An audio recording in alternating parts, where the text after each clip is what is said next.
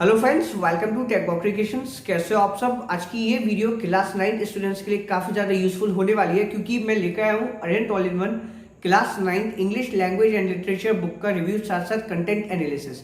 तो आज की इस वीडियो में आपको पता चलेगा इस बुक के कंटेंट के बारे में काफ़ी ज़्यादा डिटेल में। साथ साथ आप ये जान लोगे कि क्या ये वही रिफ्रेश है जिससे आप अपने अकेडमिक्स में काफ़ी अच्छा परफॉर्म कर सकते हो। और भी रिलेवेंट डिटेल्स आपको इस बुक से इस वीडियो में मिल जाएंगी। इस बुक के ऑथर हैं गजेंद्र सिंह और अरहंत प्रकाशन ने इस बुक को पब्लिश किया है। एमआरपी इस बुक की ₹415, लेकिन डिस्काउंटेड प्राइस पर आप इस बुक को बाय कर सकते हैं। डिस्क्रिप्शन में बाय लिंक मौजूद है। तो आइए चलिए देख लेते हैं इस बुक के कंटेंट्स को, जिससे हमें इस बुक के कंटेंट के बारे में आइडिया लग जाए और मैं आपको बता पाऊँ कि क्या ये book class 9 English language and literature के लिए एक अच्छी बुक है या नहीं। तो कंटेंट्स पे मूव कर रहे हैं। सेक्शन ए में आपको रीडिंग के टॉपिक्स मिलेंगे, types of passages and questions, steps to attempt reading comprehension, how to answer vocabulary based questions, solved examples, exam practice और सेल्फ असेसमेंट। सेक्शन बी में आपको राइटिंग एंड ग्रामर के topics मिलेंगे। Writing में informal letter, descriptive paragraph, diary entry और short story के topics मिलेंगे। वहीं ग्रामर में tenses, modals, active and passive voice, subject, verb, agreement, reported speech, clauses, determiners और प्रीपोजिशंस के टॉपिक्स मिलेंगे। सेक्शन सी में आपको लिटरेचर, टेक्स्ट बुक और सप्लीमेंट्री रीडिंग के चैप्टर्स मिलेंगे। प्रोज में आपको पहला चैप्टर मिलेगा the fun they had, second the sound of music. उसी तरह से टोटल प्रोज में 11 चैप्टर्स हैं क्लास 9 लिटरेचर की टेक्स्ट बुक में। पोएट्री में आपको टोटल 10 चैप्टर्स मिलते हैं और सप्लीमेंट्री में आपको 10 चैप्टर्स मिलेंगे। हालांकि सीबीएसई ने सिलेबस को रिड्यूस कर दिया है, इसलिए आप सिलेबस को एक बार चेक कर लीजिएगा ये बुक पढ़ने से पहले। फिर इसके बाद आपको मिलेगा assessment of speaking and listening skills, यानी कि एएसएल का सेक्शन। लास्ट में आपको 5 सैम्पल क्वेश्चन पेपर्स मिलेंगे, जिससे कि आप अपनी प्रैक्टिस अच्छे से कर सको। ये कोर्स स्ट्रक्चर है class 9 English language and literature का, कि किस पोर्शन से कितने मार्क्स के क्वेश्चंस बनेंगे एग्जाम पेपर में। तो ये पहला सेक्शन आ जाता है इस बुक का, रीडिंग। इसमें पहला चैप्टर मिलेगा आपको रीडिंग का ही, जिसमें आपको बताया जाएगा कि पैसेजेस कितने प्रकार के होते हैं, क्वेश्चंस कैसे कैसे बनते हैं और कैसे आप इफेक्टिवली कॉम्प्रिहेंशन की रीडिंग करके क्वेश्चंस के अच्छे आंसर्स लिख सकते हो। ये सॉल्व एग्जाम्पल्स मिलेंगे आपको फैक्चुअल पैसेजेस से भी और डिस्कसिव पैसेजेस के भी आपको मिल जाएंगे। फिर एग्जाम प्रैक्टिस के लिए आपको 15 फैक्चुअल पैसेजेस मिलेंगे। इसके साथ साथ आपको डिस्कसिव पैसेजेस भी मिलेंगे। ये डिस्कसिव पैसेजेस आ जाते हैं, आई थिंक ये भी 15 ही है।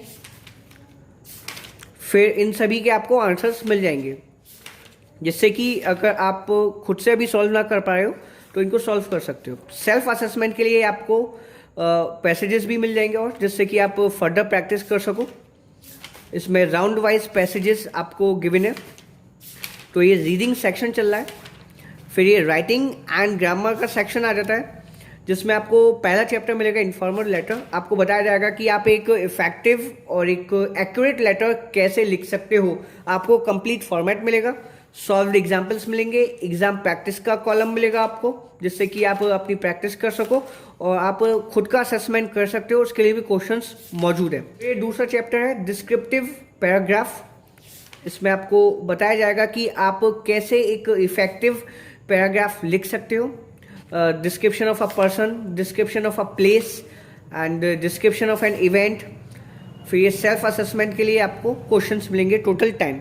ये third chapter writing and grammar section का, डायरी एंट्री।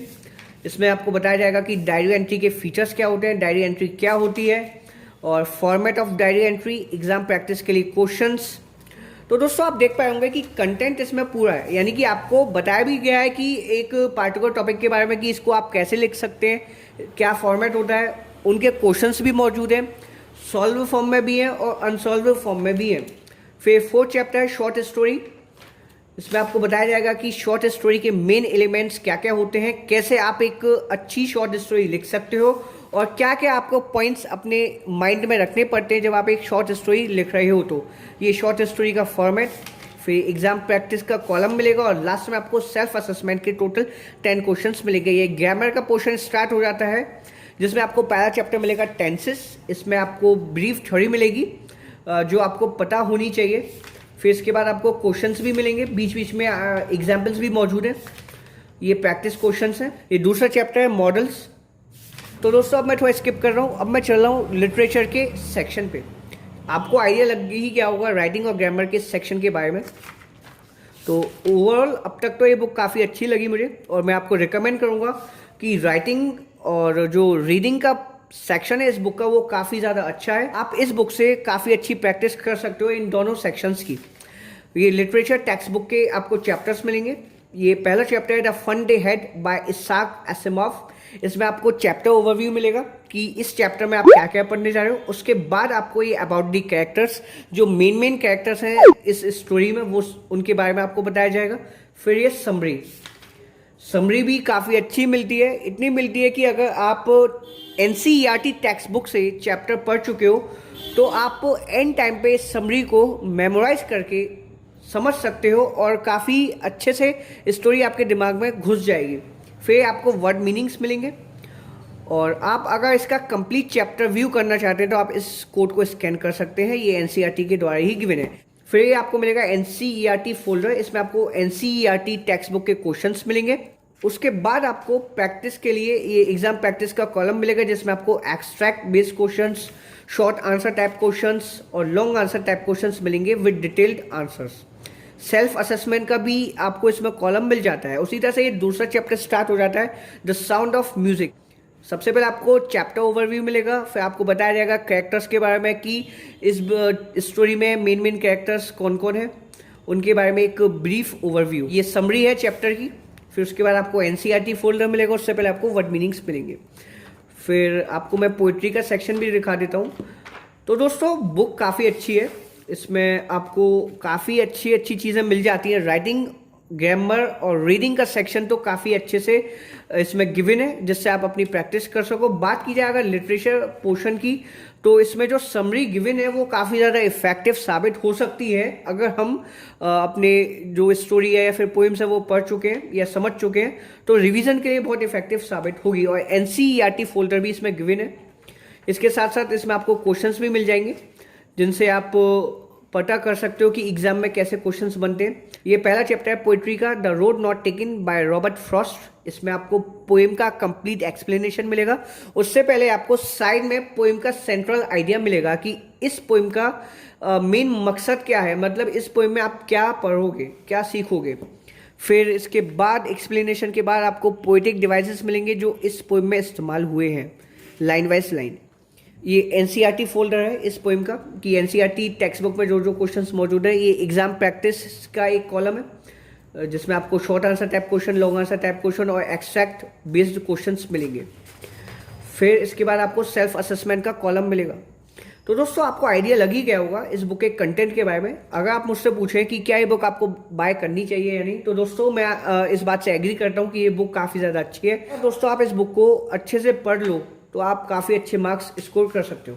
लेकिन एक बात मैं आपसे कहना चाहूँगा कि आप मार्क्स के लिए कभी भी पढ़ाई ना करें। मार्क्स आपकी नॉलेज को, आपकी एबिलिटी को जस्टिफाई नहीं कर सकती। इसलिए आप कोशिश करें कि आप केवल स्टडी करें बिना अच्छे मार्क्स के लालच के।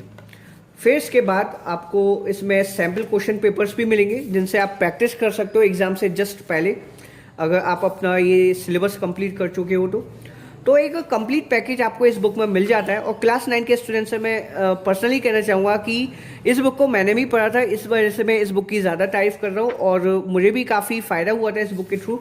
इसमें आपको assessment of speaking and listening skills का भी सेक्शन मिल जाता है, जिससे कि आप अच्छे से प्रैक्टिस कर सको। ये भी काफ़ी ज़्यादा इम्पॉर्टेंट एक्टिविटी रहती है क्लास 9 और क्लास 10 में। तो दोस्तों अगर आपको वीडियो देख आइडिया लगाओ इस बुक के कंटेंट के बारे में, तो एक लाइक कर दीजिएगा। और अगर आपने अभी तक चैनल को सब्सक्राइब नहीं किया है तो चैनल को सब्सक्राइब कर लीजिए, ताकि ऐसी वीडियोस आप तक रेगुलरली आती रहें। Thank you for watching the video. अब मैं मिलूंगा नेक्स्ट वीडियो में, तब तक के लिए जय हिंद, वंदे मातरम।